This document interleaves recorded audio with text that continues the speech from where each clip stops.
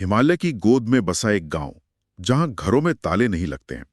ये कोई कहावत नहीं, बल्कि एक हकीकत है। और ये सिर्फ एक अनोखा तथ्य नहीं, ये अपने आप में एक पहेली है। आज हम इसी पहेली को सुलझाने की कोशिश करेंगे और इसके सारे सुराग हमें एक ऐसी जगह ले जाते हैं जिसे जीवित मंदिर कहा जाता है, खाबऊ धाम। तो आज हम जिस किताब के पन्ने पलटने वाले हैं उसे डॉक्टर कुश भार्गव ने संकलित किया है और यकीन मानिए इसमें आस्था और हकीकत का बड़ा गजब का संगम है। हमारा मिशन ये समझना है कि आखिर इस मंदिर को जीवित क्यों कहते हैं। क्या ये सिर्फ एक भावना है या इसके पीछे वाकई कोई ठोस वजह है? तो चलिए इस दिलचस्प सफर की शुरुआत करते हैं। सबसे पहले बुनियाद तैयार करते हैं। ये शिरगुल महाराज कौन है और ये खबऊ धाम असल में है कहाँ? बिल्कुल।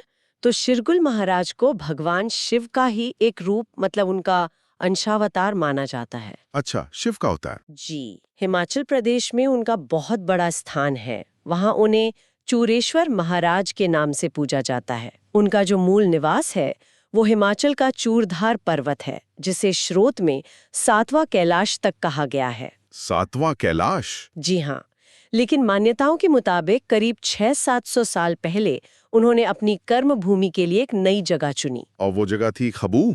हाँ, उत्तराखंड के देहरादून जिले में चक्राता तहसील का एक छोटा सा गुमनाम सा गांव खबऊ। और ये गांव भी कोई आम जगह नहीं है।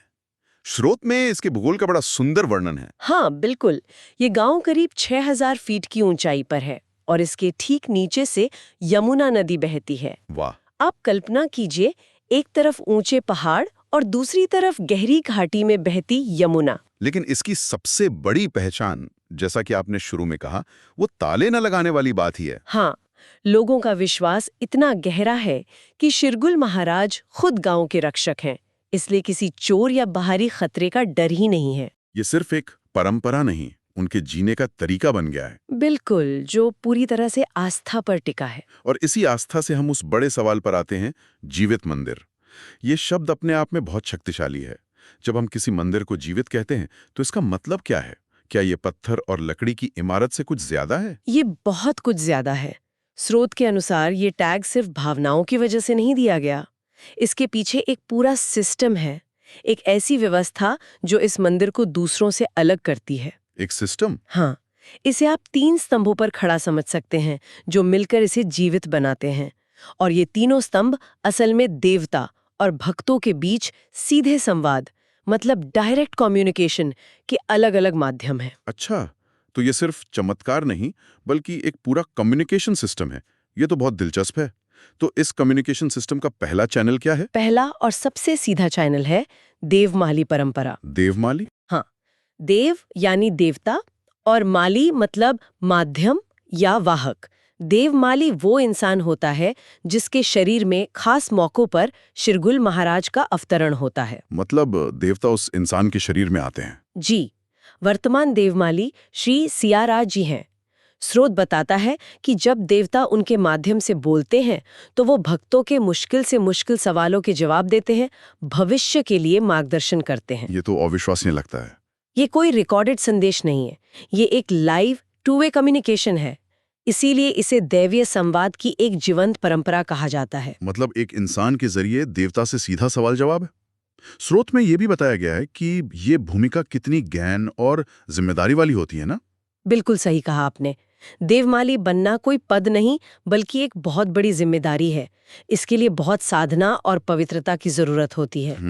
वो व्यक्ति समुदाय का एक तरह से आध्यात्मिक केंद्र बन जाता है। अब सोचिए, एक ऐसा समाज जहां सबसे बड़ी अदालत या सलाहकार खुद देवता हैं, जो एक इंसान के जरिए बात कर रहे हैं। ये विश्वास ही उस समुदाय की नींव है। बिल्कुल। तो कम्युनिकेशन का पहला चैनल हुआ इंसान। लेकिन जो बात मुझे सबसे ज्यादा हैरान कर गई वो ये है कि ये संवाद सिर्फ इंसानों तक सीमित नहीं है। यहाँ तो जानवर भी देवता का संदेश देते हैं। ये गंडुआ बकरे वाली बात क्या है? हाँ, ये दूसरा स्तंभ है और शायद सबसे अनोखा भी। अनोखा तो है। मंदिर परिसर में कुछ खास बकरे रहते हैं जिन्हें गंडुआ बकरे कहते हैं। इन्हें साधारण जानवर नहीं, बल्कि देवता का सेवक या गण माना जाता है। अच्छा। तो जब कोई भक्त कोई सवाल लेकर आता है या कोई बड़ा अनुष्ठान होना होता है और मान लीजिए देवमाली उपलब्ध नहीं है, तो इन बकरों से पूछा जाता है। एक मिनट, बकरों से पूछा जाता है? कैसे? पुजारी सवाल को बकरे के सामने रखते हैं। अगर बकरा अपना सिर हिलाता है या कांपने लगता है तो उसे देवता की हाँ माना जाता है। और अगर वो कुछ ना करे तो? अगर वो शांत खड़ा रहता है तो उसे ना समझा जाता है। उनके हाव भाव को देवता का सीधा संकेत माना जाता है और उसे पूरी गंभीरता से लिया जाता है। गजब है। तो अब कम्युनिकेशन चैनल इंसान से जानवर तक पहुंच गया है। जी। इंसान, फिर जानवर, और अब तीसरा स्तंभ जो शायद सबसे ज्यादा प्रसिद्ध है, एक निर्जीव वस्तु जो खुद ब खुद नाचने लगती है, नृत्य करने वाली डोली। जब मैंने ये पढ़ा तो मुझे लगा कि ये कोई मुहावरा होगा। क्या स्रोत में विस्तार से बताया गया है कि ये असल में कैसा दिखता है? मतलब ये हल्का फुल्का हिलना है या वाकई एक नृत्य जैसा लगता है? ये कोई मुहावरा नहीं है और स्रोत के मुताबिक ये हल्का फुल्का हिलना भी नहीं है। ये तीसरा और सबसे नाटकीय स्तंभ है। ये चांदी और सोने से बनी एक पालकी है जिसे डोली कहते हैं। हर साल 16 जुलाई को एक बड़ा मेला होता है। अच्छा। जब इस डोली को मंदिर से बाहर लाया जाता है तो इसे उठाने वाले लोग सिर्फ सहारा देते हैं, इसे चलाते नहीं। और फिर हजारों लोगों की भीड़ के सामने ये डोली अपने आप हिलना शुरू कर देती है। अपने आप? हाँ, कभी आगे, कभी पीछे, कभी गोल गोल घूमना। स्रोत में इसे एक ऊर्जा से भरे शक्तिशाली नृत्य की तरह बताया गया है। ऐसा लगता है जैसे कोई अदृश्य शक्ति से नियंत्रित कर रही हो। तो अगर मैं सही समझ रहा हूं तो इस मंदिर के जीवित होने की परिभाषा यही है कि यहाँ ईश्वर और इंसान के बीच संवाद का चैनल हमेशा खुला रहता है। बिल्कुल। चाहे वो एक इंसान के जरिए हो, एक पशु के जरिए हो, या फिर एक पवित्र वस्तु के जरिए। ये एक मल्टी चैनल कम्युनिकेशन सिस्टम है। आपने इसे बिल्कुल सही शब्दों में बयां किया है। यही वो 3 स्तंभ हैं जो खबो धाम को सिर्फ एक पूजा स्थल नहीं बल्कि एक जीवित आध्यात्मिक केंद्र बनाते हैं। इन परंपराओं के अलावा समुदाय की सामाजिक संरचना में भी कुछ खास बातें हैं, जैसे कि यहाँ के पुजारी। क्या ये कोई भी बन सकता है? नहीं, बिल्कुल नहीं। यहाँ एक और बहुत मजबूत और अनूठी परंपरा है जो पुजारियों से जुड़ी है। अच्छा, वो क्या है? मंदिर में पूजा का अधिकार सिर्फ और सिर्फ हिमाचल प्रदेश के एक खास ब्राह्मण परिवार को है, जिन्हें शुंगटा ब्राह्मण कहते हैं। सिर्फ एक ही परिवार को? जी। इसके पीछे की कहानी भी शिरगुल महाराज से जुड़ी है। उनकी माता दुधमा माता जी इसी शुंगटा वंश से थीं। ओह, तो ये उनके ननिहाल का वंश हुआ। हाँ, एक तरह से वही बात है और सदियों से पूजा का अधिकार उन्हीं के पास सुरक्षित है। वर्तमान पुजारी पंडित रतिराम जोशी जी उसी परंपरा को आगे बढ़ा रहे हैं। ये दिखाता है कि कैसे इतिहास और वंश परंपरा आज भी इस समुदाय की पहचान का एक अटूट हिस्सा है। बिल्कुल। अच्छा, अब जरा इस जगह के भूगोल पर वापस लौटते हैं। स्रोत में एक शब्द का इस्तेमाल हुआ है, आध्यात्मिक धुरी या स्पिरिचुअल एक्सिस। ये सुनने में बहुत शक्तिशाली लगता है। क्या इसका मतलब ये है कि खबू धाम का यहाँ होना कोई संयोग नहीं है? स्रोत का तर्क यही है कि ये बिल्कुल भी संयोग नहीं है। आध्यात्मिक धुरी का मतलब है कि ये पूरा इलाका एक तरह की एनर्जी ग्रिड पर है और खबू धाम इस ग्रिड के एक बहुत ही महत्वपूर्ण और शक्तिशाली बिंदु पर स्थित है। अच्छा। आप इसके आसपास के स्थानों को देखिए तो ये बात और भी साफ हो जाती है। जैसे कि यहाँ से केदारनाथ धाम की हवाई दूरी सिर्फ 10 मिनट है। क्या सिर्फ 10 मिनट? मतलब ये सब एक ही ऊर्जा क्षेत्र में है? हाँ, इसके अलावा यमुनोत्री, गंगोत्री और लाखामंडल जैसी पवित्र जगह भी बहुत करीब हैं। लाखामंडल, जहाँ जमीन से शिवलिंग निकलते हैं? वही जगह। इतना ही नहीं, इसका संबंध महाभारत काल से भी जुड़ता है। पास में ही पांडवों का एक छोटा मंदिर है जहां माना जाता है कि उन्होंने वनवास के दौरान कुछ समय बिताया था। और पास की ही एक पहाड़ी पर भीम की पत्नी हिडिंबा माता का भी मंदिर है। वाह! तो ये सिर्फ एक अकेला पवित्र स्थान नहीं है, बल्कि यह पवित्र स्थानों के एक पूरे नेटवर्क का केंद्र है। बिल्कुल। ये तो वाकई हैरान करने वाली बात है। अब बात करते हैं वर्तमान की। यहाँ एक नए और भव्य मंदिर का निर्माण हो रहा है और स्रोत के मुताबिक इसके निर्माण का तरीका भी उतना ही अनूठा है जितना कि यहाँ की परंपराएं। जी। इसमें 2 बातें खास हैं। पहली, लोहे का इस्तेमाल न होना। जी, और ये एक बहुत बड़ा और महत्वपूर्ण निर्णय है। ये मंदिर प्राचीन वैदिक वास्तुशास्त्र के सिद्धांतों पर बन रहा है। तो वास्तुशास्त्र में लोहे की मनाही है?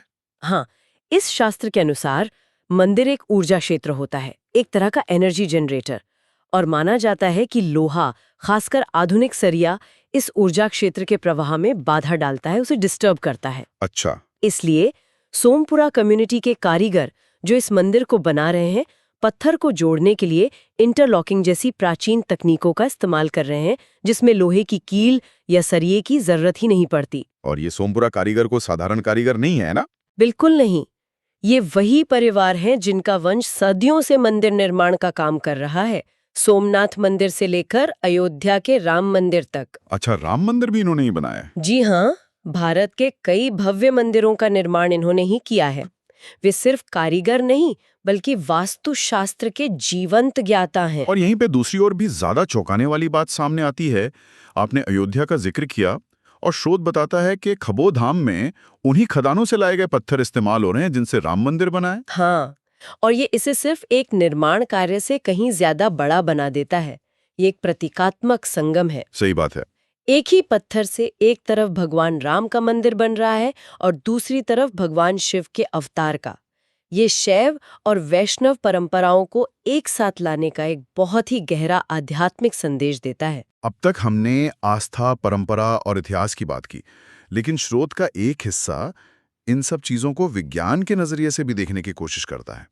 हालांकि ये सीधे तौर पर कुछ साबित नहीं करता, पर कुछ दिलचस्प कनेक्शन जरूर बताता है। हाँ, और ये इस चर्चा को और भी रोचक बना देता है। किताब में ये संभावना जताई गई है कि कई प्राचीन पवित्र स्थान ऐसी जगहों पर बनाए जाते थे जहां पृथ्वी का भूचुंबकीय क्षेत्र मतलब जियोमैग्नेटिक फील्ड स्वाभाविक रूप से बहुत मजबूत होता है। एक तरह के नेचुरल एनर्जी हॉटस्पॉट्स। बिल्कुल, इन जगहों पर ध्यान लगाना या आध्यात्मिक अनुभव करना ज्यादा आसान हो सकता है। और हिमालय के बारे में तो वैसे भी कहा जाता है कि वहां की ऊर्जा ही अलग है। इसी से जुड़ी एक और दिलचस्प बात है शूमन रेजोनेंस। शूमन रेजोनेंस, ये क्या होता है? इसे ऐसे समझिए जैसे पृथ्वी की अपनी एक दिल की धड़कन या एक प्राकृतिक भिनभिनाहट है। ये एक बहुत ही धीमी फ्रीक्वेंसी पर होती है। कुछ रिसर्च मानती है कि हिमालय जैसे शांत और शक्तिशाली स्थानों पर यह धड़कन ज्यादा स्पष्ट होती है और हमारे दिमाग की तरंगों से मेल खा सकती है, जिससे हमें शांति और मानसिक स्पष्टता का अनुभव होता है। अच्छा, तो ये सिर्फ कोरी आस्था नहीं, इसके पीछे एक संभावित वैज्ञानिक तर्क भी हो सकता है। हो सकता है। और वहाँ जो ढोलकी और भजन कीर्तन होता है उसका भी एक आधार है। Sound therapy. एग्जैक्टली। ध्वनि चिकित्सा या साउंड थेरेपी आज एक स्थापित विज्ञान है।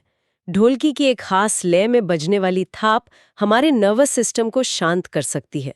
और एक और कमाल की बात जो स्रोत में है, खबूधाम में दिन के 4 अलग-अलग पहर के लिए अलग-अलग भजन और आरतियां हैं। सुबह, दोपहर, शाम और रात। जी, ऐसा लगता है जैसे इन्हें हमारे शरीर की बायोलॉजिकल क्लॉक यानी बायोरिदम्स के साथ तालमेल बिठाने के लिए ही डिजाइन किया गया हो, ताकि दिन के हर हिस्से में शरीर और मन को सही ऊर्जा मिल सके। तो आज की इस गहरी बातचीत से ये तस्वीर बिल्कुल साफ हो जाती है कि खबूधाम सिर्फ एक मंदिर नहीं है। नहीं, बिल्कुल नहीं। यह आस्था, परंपराओं, पवित्र भूगोल और कुछ ऐसे वैज्ञानिक सिद्धांतों का एक मिला-जुला, जीता जागता इकोसिस्टम है जो एक दूसरे से जुड़े हुए हैं। और इसे जीवित मंदिर कहने का कारण सिर्फ चमत्कार नहीं, बल्कि देवता के साथ संवाद के वो खुले हुए माध्यम हैं। बिल्कुल, चाहे वो डोली का ऊर्जावान नृत्य हो, देवमाली की वाणी हो या फिर गंडुआ बकरों के मूक संकेत। और यह स्थान इस बात का भी एक शक्तिशाली उदाहरण है कि कैसे विश्वास एक पूरे समुदाय को सदियों तक एक धागे में पिरोकर रख सकता है। ये एक ऐसा सामाजिक मॉडल बनाता है जहां बाहरी सुरक्षा की जरूरत ही महसूस नहीं होती, क्योंकि आंतरिक विश्वास बहुत मजबूत है। वाले घर। तो सोचने वाली बात यह है कि आज की दुनिया में जहां हम टेक्नोलॉजी, इंश्योरेंस और सुरक्षा के तामझाम पर लगातार और ज्यादा निर्भर होते जा रहे हैं, वहां अदृश्य पर अटूट विश्वास से बना ये समुदाय हमें इंसानी समाज और भरोसे के मूल सिद्धांतों के बारे में क्या सिखाता है।